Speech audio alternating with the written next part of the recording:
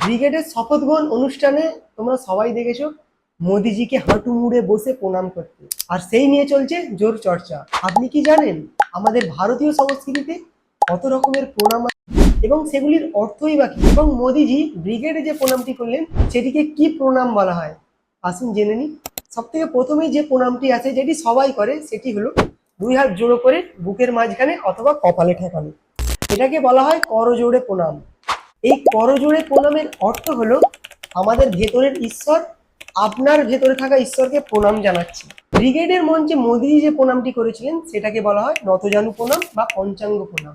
কেন এটিকে পঞ্চাঙ্গ প্রণাম বলা হয়? কারণ এতে আমাদের শরীরের 5টি অঙ্গ মাটি স্পর্শ করে। এই 5টি অঙ্গ কি কি? আমাদের দুই হাত, দুই হাঁটু এবং কপাল মাটি স্পর্শ করে, তাই এটিকে বলা হয় পঞ্চাঙ্গ প্রণাম।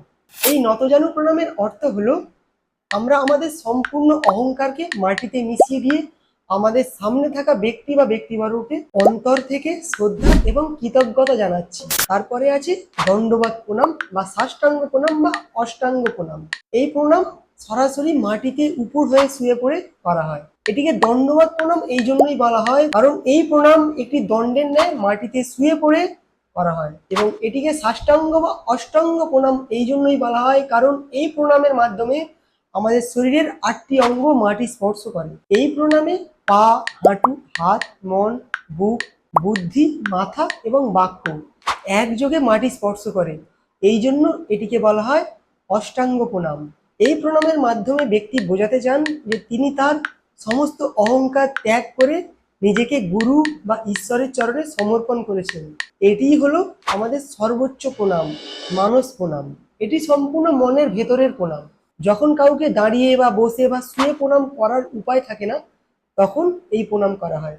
এছাড়াও আছে চরণ স্পর্শ প্রণাম, যেটি আমরা সর্বত্রই দেখতে পাই, যেটি হলো বড়দের চরণ স্পর্শ নিয়ে মাথায় ছোঁয়ানো। এই চরণ স্পর্শ প্রণামের মাধ্যমে বড়দের অর্জিত শুভ শক্তি আমাদের শরীরেও প্রবাহিত হয়।